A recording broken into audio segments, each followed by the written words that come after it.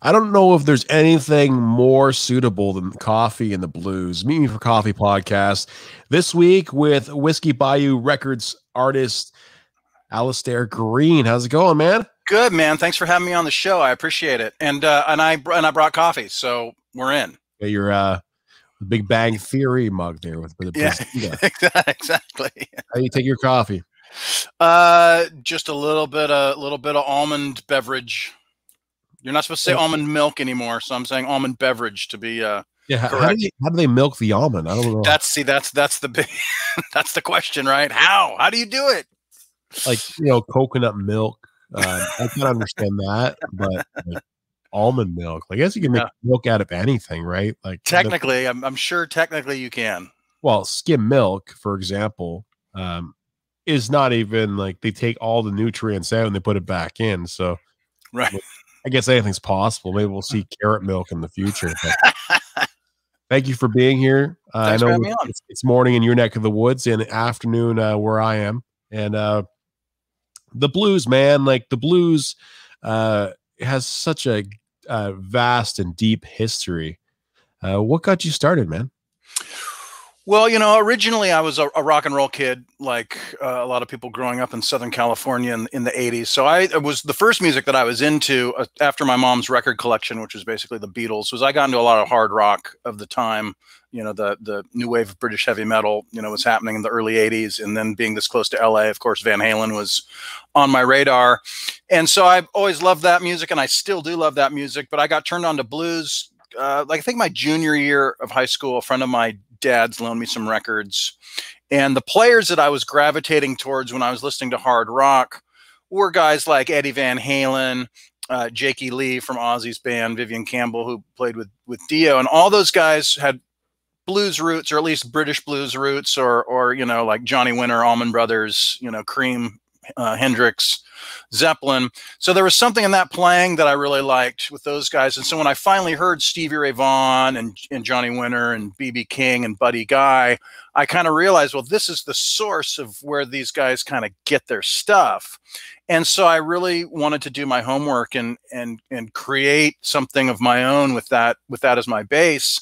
And I just sort of stayed there. I don't consider myself like a blues man. I'm a blues rock guy. I'm a rock person that loves this music.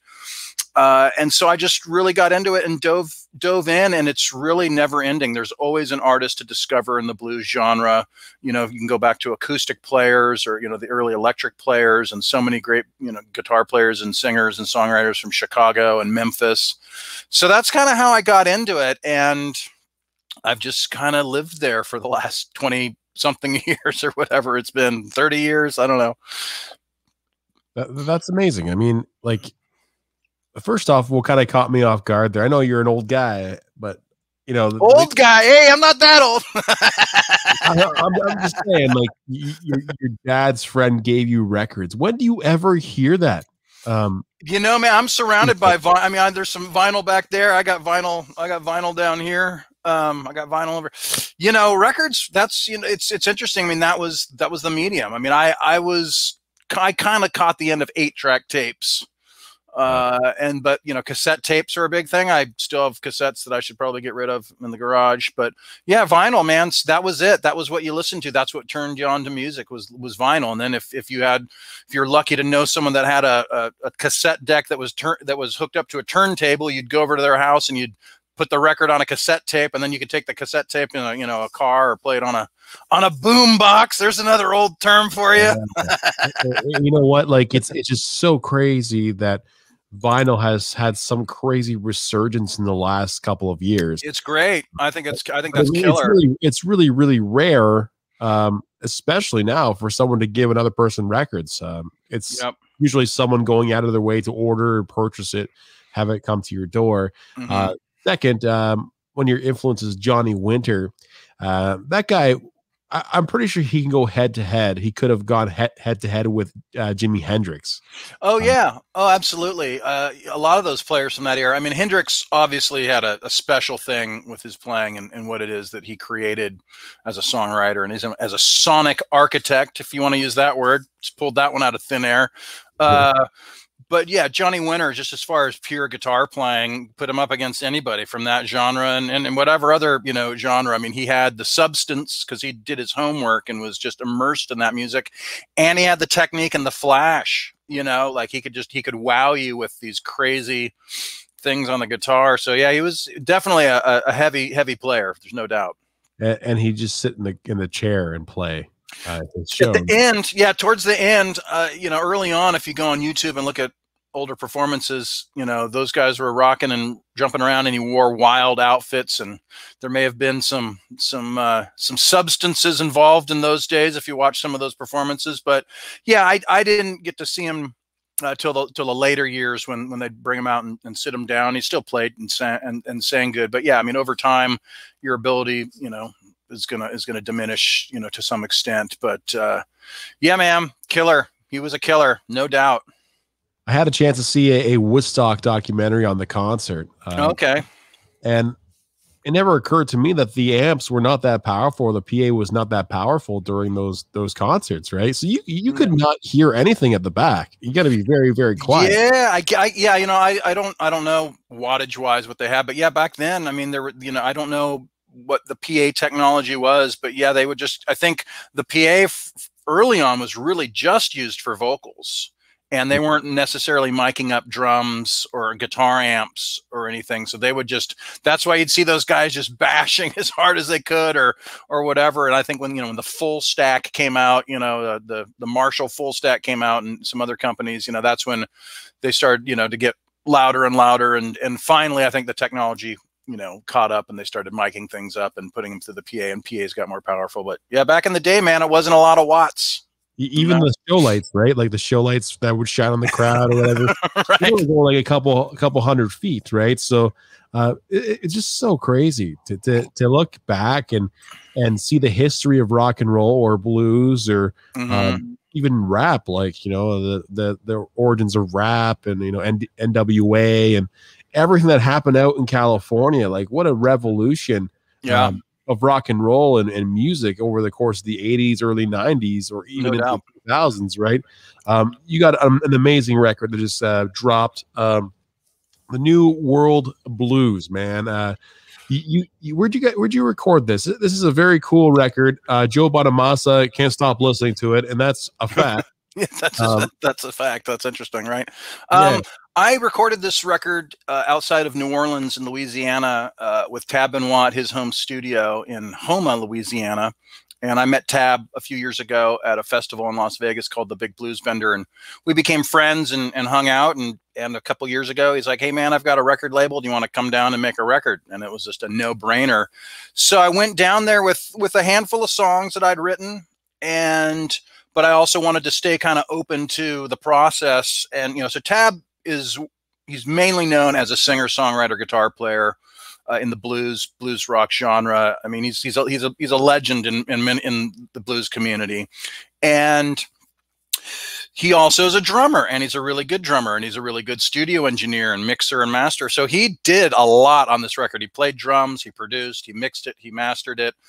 And he also helped me arrange some songs. And we also wrote a couple songs together while I was down there. And one of my objectives was to make a record that didn't sound like anything else that I'd done previously. And I'm really happy because I feel like I accomplished that in a few different ways. One was playing with him on drums, and he's got a unique feel on the drums, and his bass player, Corey, has, you know, those guys grew up down there. They grew up in the Bayou. They grew up with this different flavor of music. I grew up in Southern California, so I've got whatever flavor I've got, right? And so I think we really met in a really cool place. So it's blues rock, but the rhythm section is from New Orleans, essentially. So there's this kind of funk and greasy feel to a lot of the songs, and that I wouldn't have had if I'd played with my guys necessarily, because they didn't grow up there with those feels. And I wanted to let Tab and Corey kind of have their, you know, freedom to do what they wanted to do with the grooves and stuff like that. So I'm really happy with it. And the fact that, you know, when it came out, it was #3 on the Billboard Blues Chart the week it came out, and the single is in rotation on Sirius FM on the BB King's Bluesville, and Joe added a song to his Sirius XM show this week, and I'm on one of his Spotify playlists. So it's nice to put something out and have people that have done well, that you respect in the business, support your endeavors, and you hope that just kind of helps to elevate your career. So that's what we're doing. Well, congratulations. You know, Thanks. I mean, it's actually very cool to have some type of support, some real support. You know what I mean? Not just people who say they support you, but it actually shows that they support you. Congratulations. Absolutely. That's such a great accomplishment. Man, come on. That's great. Hey, well, you know, I've got a great team working this record, radio and press and the label. So, I mean, it's really, I mean, I write songs and I record them, and when the time comes, I'm going to hopefully go perform them. But, you know, I do have a great team behind it. And so that's, you know, it really does take that. It takes a village, as they say, but it takes more than just the artist. I mean, I do a lot of things here on my own, you know, social media wise, you know, and emailing and booking and keeping things organized. But it really is a daunting task to put a record out and get it heard, you know, I mean, because anyone can make a record nowadays at home. I mean, I have a little home recording studio. I play on people's records from here. That's why there's guitars everywhere.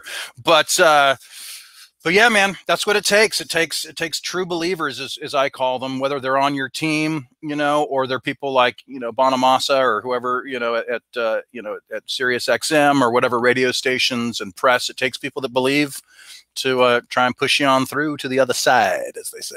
Absolutely. Maybe Joe Bonamassa will bring you up on stage sometime, or maybe you never know. We'll collaborate on something, man. Like, you never know. The blues is so it's so passionate, and it's so you know, the way someone plays the guitar or the bass, or it just all meshes it meshes together pretty well sometimes, right? Yeah, well, it's you know, the music was born of struggle from the Black American experience, and so it's rooted in feeling. And you know, by the time it gets to someone like me from Southern California, you know, I'm going to put my flavor on it, but you know, where it comes from is there. It comes from Black Americans, and I think that needs to be acknowledged, and that needs to be celebrated, and that needs to be respected. But yeah, I mean, it's rooted in feeling. It's a music that's rooted in emotions and feeling and real life, and positive and negative. I mean, it is. I mean, a lot of people say, "Oh, the blues is so sad." It's like, it's not. It's about everything.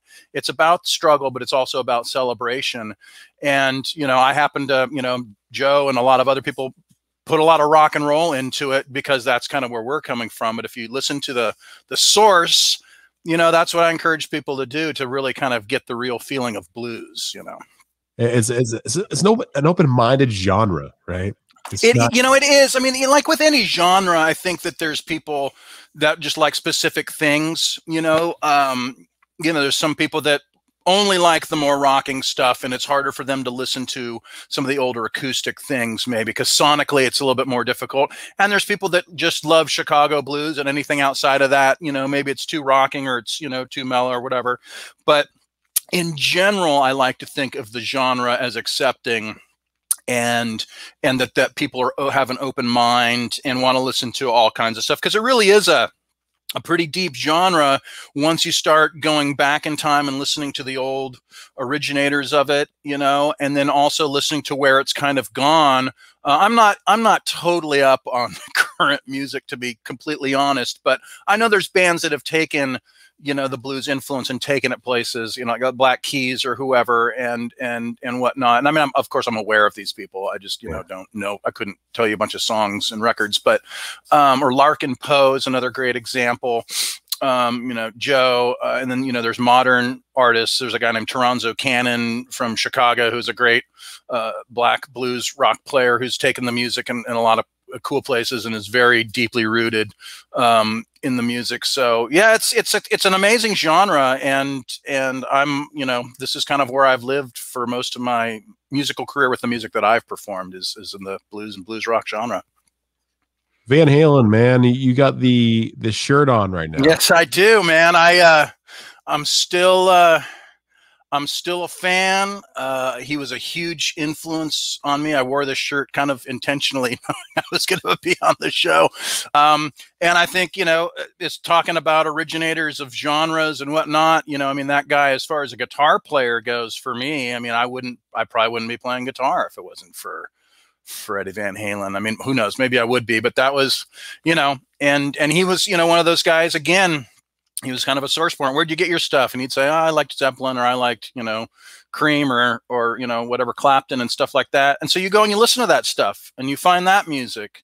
And when you ask Eric Clapton what he liked, and he'll say, you know, I like Muddy Waters and Howlin' Wolf, or, you know, that kind of thing. So it's, you know, even though Van Halen isn't a blues guy per se, he's part of that lineage. You can trace where he got his stuff all the way back to, you know, the blues. It's really cool to look back at their history, because originally Alex was playing guitar and I was playing drums. Right. So imagine if that never happened. Never happened. Exactly. Yeah, I know. My high school chemistry teacher went to high school with the Van Halen brothers, and I came into, I don't know what grade I was in, 10th or 11th grade, and I came into class one time wearing a Van Halen, not this Van Halen shirt, but a Van Halen shirt, and she said, oh, I went to high school with Edward. I was like, no way. And she brought in her yearbook the next day and like showed me his picture in the yearbook and all this stuff. And I was like, well, what was it like? Did you ever see him play? I was such a nerd. I'm still a nerd, really. And I was like, did you get to see him play? And she's like, oh, yeah, he'd play backyard parties. And, you know, my boyfriend and him would go play racquetball or whatever, tennis or something. And I was like, bugging out. And I'm like, did you realize that you were in the presence of greatness? And it was like, no, it was just Edward playing his guitar in the backyard. And I'm like, wow. Like, it's pretty amazing.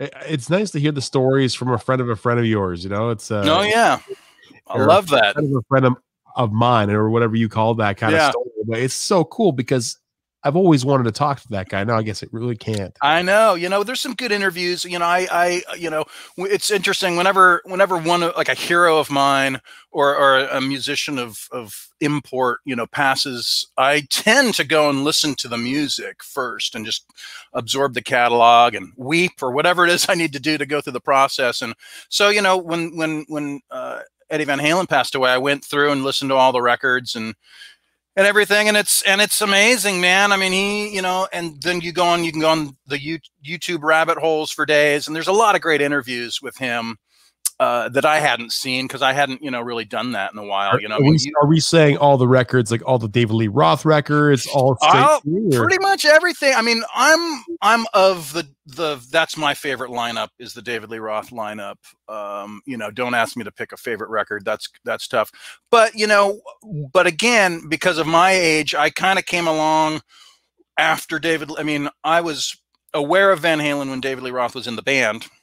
And I had a couple records, but by the time I was getting ready to go to see concerts, he'd left. You know, I was, 1984 was the last record he did. So this is how old I am. I was 13 in 1984. And so by the time I saw Van Halen, Sammy Hagar was fronting the band. And I still like that stuff. And I think they wrote some great songs. And I think, you know, Sammy Hagar's got a great voice. I mean, if you listen to the old Montrose stuff, that's kind of where Van Halen kind of got some of their vibe, is from the early Montrose stuff when Sammy Hagar was fronting Montrose. So I don't hate that stuff like a lot of other people do. I don't have the Gary Sharon record that he did, but I have the Sammy Hagar stuff, and I think, you know, it's not my favorite stuff, but there's some really good songs, and Eddie was still, even though his tone changed and whatnot, it was still Eddie Van Halen playing guitar. You know, it's like, it was still him. So it's to me, it's still a valid thing. It's like, that dude's still playing guitar and writing songs, so I'm going to listen to it. I think the difference between David Lee Roth and Sammy Hagar's era in Van Halen is the fact that when David Lee Roth was in the band, it was more, there's not that many emotional songs.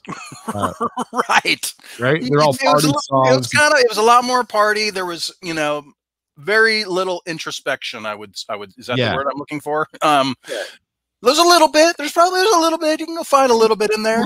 Like, I'll Wait. That's mine. But then you go to the Sammy Hagar era and you see the the transformation of the band into a more emotional, deeper. Yeah, you know, right? that song Right Now, or When It's Love. I mean, there's some great love songs, you know, there's some stuff. I mean, and there's still some pretty cheap lyrics on some of that stuff. Let's be honest. Sammy Hagar had his moments of like, oh, that's cool. Those are some good lyrics. And then some like, oh, come on, dude.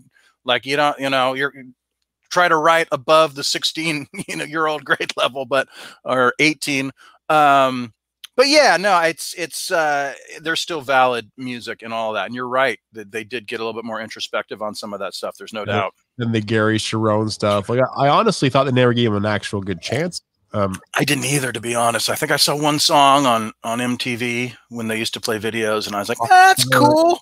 Fire in the Hole or something. Yeah. Like see, wow. See, look at you with the trivia. I'm impressed.